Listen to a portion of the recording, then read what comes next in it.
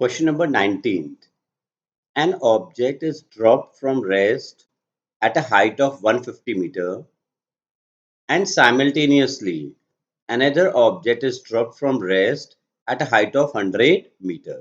जैसे कि सामने डायग्राम्स में दिख रहा है कि ऑब्जेक्ट ए को हमने ड्रॉप किया from a height of 150 metre और उसी वक्त पे साइमल्टेनियसली एक और ऑब्जेक्ट बी को ड्रॉप किया from a height of 100 metre. What is the difference in their heights after 2 seconds if both the objects drop with same accelerations. तो हमारे को क्या फाइंड करना है कि डिफरेंस क्या है हाइट्स का. ओके. एंड एक और चीज भी वो पूछता है हमसे कि how does the difference the height very with time. Time के साथ साथ वो कैसे वेरी करेगा. एक बार तो वो पर्टिकुलरली 2 सेकेंड्स के लिए पूछता है और एक बार इन जनरल पूछता है कि how will it very with time. तो हम लोग क्या करते हैं किसी भी टाइम टी के लिए बात करते हैं. तो first let us talk about this object 1 which is dropped from a height of 150 meter. Let us say this is object 1. तो अभी क्या है कि ये थोड़ा-सा नीचे आ जाएगा. मान लो कोई भी टाइम t लेते हैं हम. तो for any particular interval of time t ये ऑब्जेक्ट A से मान लो कि x तक पहुँच रहा है. ओके. तो this is the displacement of the object 1 in time t. तो मैं यहाँ इसके लिए इक्वेशंस ऑफ मोशन लगाता हूँ एक्टिविटी ए टू एक्स के लिए. तो what will be the equation of motion. Drop किया तो यू क्या है 0. डिस्प्लेसमेंट निकालने में मैं इंटरेस्टेड हूँ और टाइम कितना है तो कोई भी टाइम टी ले लेते हैं any interval of time T. And what will be the displacement तो हमें फाइंड करना है और एक्सेलरेशन को एक कांस्टेंट लेते हैं तो ए ही ले लेते हैं. Let A be the acceleration. तो अपना डिस्प्लेसमेंट कितना आ जाएगा s is equal to ut plus half at square का formula we can use here. तो u 0 है और u 0 होने की वजह से फर्स्ट टर्म 0 हो जाएगी. तो हमारे को क्या मिलेगा s is equal to half at square will be the displacement. So this will be half at square. Perfectly okay. अब हम बात करते हैं ऑब्जेक्ट 2 के लिए. तो ऑब्जेक्ट 2 के लिए हम ब्लू कलर का इस्तेमाल करते हैं. तो इसकी स्टार्टिंग पॉइंट B है. ओके. इसे भी ड्रॉप किया गया तो ये भी थोड़े देर तक मान लो y तक पहुंच गया.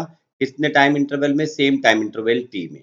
ओके. तो इसके पैरामीटर्स क्या होंगे activity b to y for object 2. Initial velocity 0 क्योंकि ड्रॉप किया गया. डिस्प्लेसमेंट से इट इज s2. एक्सेलरेशन को a ले लेते हैं और टाइम क्या होगा t होगा. तो what will be the displacement s is equal to ut plus half at square we can use here also. तो u 0 होने से फर्स्ट टर्म 0 हो जाएगी. तो हमारे को डिस्प्लेसमेंट कितना मिलेगा half a t square. So this displacement is half a t square. s2 is half a t square. देखो नोटिस करने वाली बात क्या है. नोटिस करने वाली बात ये है कि फर्स्ट केस में डिस्प्लेसमेंट कितना आया half a t square. Second case में भी डिस्प्लेसमेंट कितना आया हाफ ए टी स्क्वायर. अगर एक्सेलरेशन सेम है और टाइम सेम है तो डिस्प्लेसमेंट सेम है. और अगर डिस्प्लेसमेंट सेम होगा तो यानी कि इनके बीच में डिफरेंस ऑफ हाइट कितना होगा जितना पहले था उतना ही डिफरेंस ऑफ हाइट होगा. और पहले कितना था तो पहले ए को ड्रॉप किया 150 मीटर से और बी को ड्रॉप किया 100 मीटर से. यानी पहले का डिफरेंस जो है हाइट का दैट इज 50 मीटर और आगे का डिस्प्लेसमेंट सेम है तो this 50 metre will remain continuing as a difference of height between A and B. तो हमारा आंसर क्या होगा कि there is no difference in the height. Difference in height will not vary with time. Difference in height रहेगा 50 metre and it won't vary with time. It won't vary with time. ऐसा क्यों क्योंकि दोनों objects का displacement कितना आ रहा है half A T square and half A T square.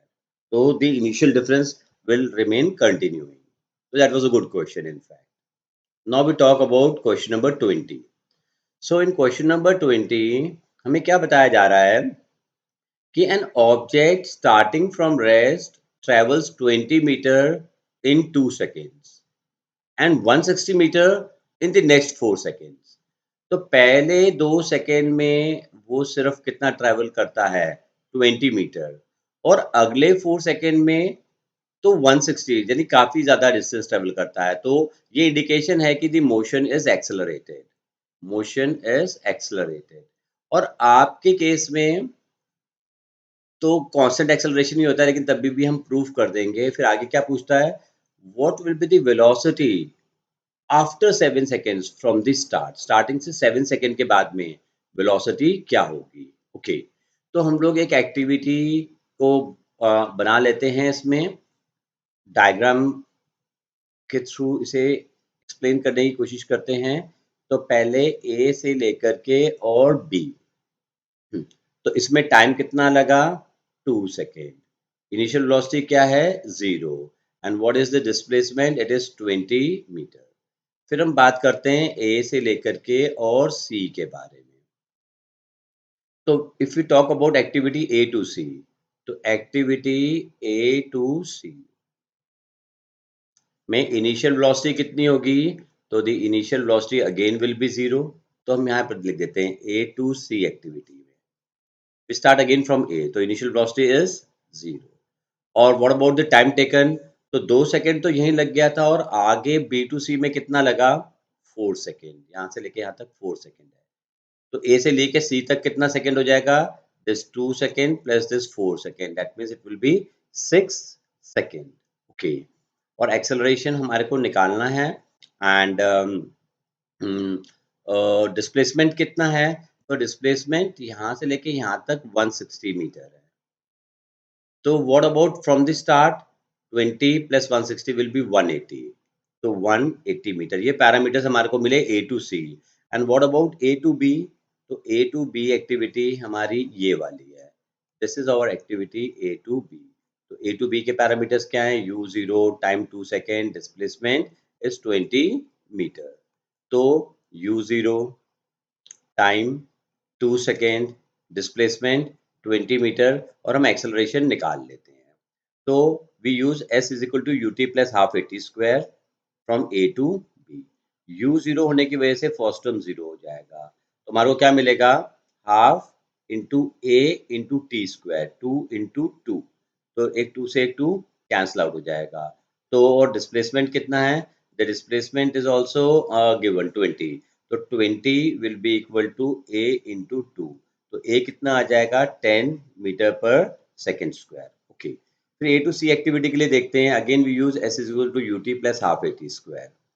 तो u जीरो होने की वजह से पहला टर्म जीरो हो जाएगा, तो डिस्प्लेसमेंट कितना है, 180, हाफ इंटू ए इंटू ये 6 है, 6 इंटू 6, तो ए कितना हो जाएगा, 180 अपॉन 2 वन ज़ा 2 थ्री ज़ा, तो 18 आ जाएगा ये।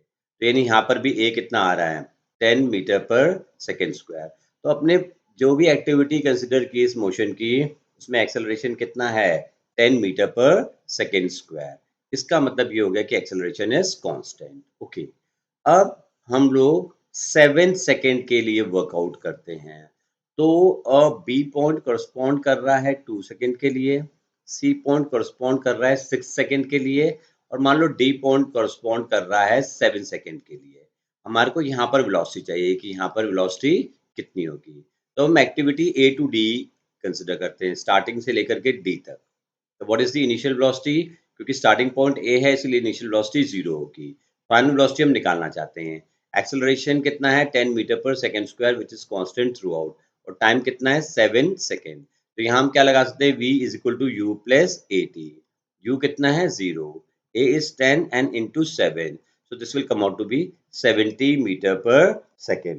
So our answer is 70 meter per second. तो this was also a good question, long answers वाले जो हैं अच्छे क्वेश्चंस हैं। Now we come to question number 21। तो क्वेश्चन नंबर 21 में क्या है, use the following data and draw a time displacement graph for a moving object. तो आपको टाइम दे रखा है कितना, 0, 2, 4, 6, 8, 10, 12, 14 एंड 16, यानी 0 से 16 सेकेंड। और डिस्प्लेसमेंट कितना है, देखो डिस्प्लेसमेंट पहले बढ़ रहा है, 0 से 2, 4, फिर 4 का मतलब ये थोड़ी देर बॉडी रुक ही जाती है, डिस्प्लेसमेंट हो नहीं रहा, फिर और फिर से चलती है, और फिर डिस्प्लेसमेंट कम होते होते बॉडी जहाँ से चलती है वहीं तक वापस भी पहुंच जाती है। और फाइनली वो कहता है कि use this graph to find the average velocity for the first 4 second, for the next 4 seconds, and for the last 6 second. Okay, तो सबसे पहले तो हम लोगों को एक ग्राफ प्लॉट करना है। तो देखो, ये ग्राफ प्लॉट हम लोग कर लेते हैं। तो दिस इज द ग्राफ, और इस ग्राफ में यहाँ पर हम लोग डिस्प्लेसमेंट ले लेते हैं और यहाँ पर टाइम ले लेते हैं, और टाइम 16 सेकंड्स तक चाहिए, तो 0, 2, 4, 6, 8, 10, 12, 14 एंड 16। और डिस्प्लेसमेंट हमारे को मैक्सिमम 6 तक चाहिए, तो 2, 4 एंड 6, और ये मीटर में है, और टाइम जो है it is in second. Perfectly okay. तो पहला पॉइंट क्या मिलता है, 0,0, this is the first point that we are getting. उसके बाद क्या मिलता है, 2,2, तो 2,2 is this point. Okay, second point भी हमने प्लॉट कर दिया। फिर 4,4, तो 4,4 में वी गेट दिस पॉइंट। फिर 6, टाइम 6 है और ये 4 ही है, तो टाइम 6 है और ये 4 ही है, तो वी गेट दिस पॉइंट। फिर टाइम 8 है और ये 4 ही है डिस्प्लेसमेंट, तो फिर ये यानी यहाँ बॉडी थोड़ी देर के लिए रुक गई थी। फिर 10 पे 6 हो गया, फिर थोड़ा-सा बढ़ा। फिर 10 पे कितना हो गया, 6, उसी डायरेक्शन में बॉडी थोड़ा और आगे बढ़ी। फिर 12 पे 4 हो गया, तो फिर से बॉडी ने क्या होना चालू किया, वापस आना चालू किया। तो ये डिस्प्लेसमेंट यहाँ आ गया। फिर 14 पे 2 है, तो 14 पे कहाँ तक पहुँच गए, 2 तक पहुँच गए। और फिर 16 पे क्या हो गया, 0, तो this is our last point. तो अगर हम इसको प्लॉट करें एक लाइन के थ्रू, तो we'll get a straight line here, then we'll get a horizontal line, फिर यहाँ से यहाँ तक एक और स्ट्रेट लाइन मिलेगी, और फिर यहाँ से लेके यहाँ तक again we are going to get a straight line। तो ये पहला काम हो गया हमारा कि we have plotted, drawn a time displacement graph for the moving object। अब हमारे को फाइंड करना है average velocity for the first 4 second. तो हम पहले फर्स्ट 4 सेकेंड पे कंसंट्रेट करते हैं। तो फर्स्ट 4 सेकेंड्स पे एवरेज वेलोसिटी क्या होता है, displacement upon time, displacement upon में टाइम। तो टाइम तो 4 सेकेंड हमारे को बोल ही रहा है ये, तो time is not an issue. Displacement, तो पहले 4 सेकेंड्स में what is the displacement, this is the displacement, it is 4 metre, 4 metre. तो we get the answer 1 metre per second.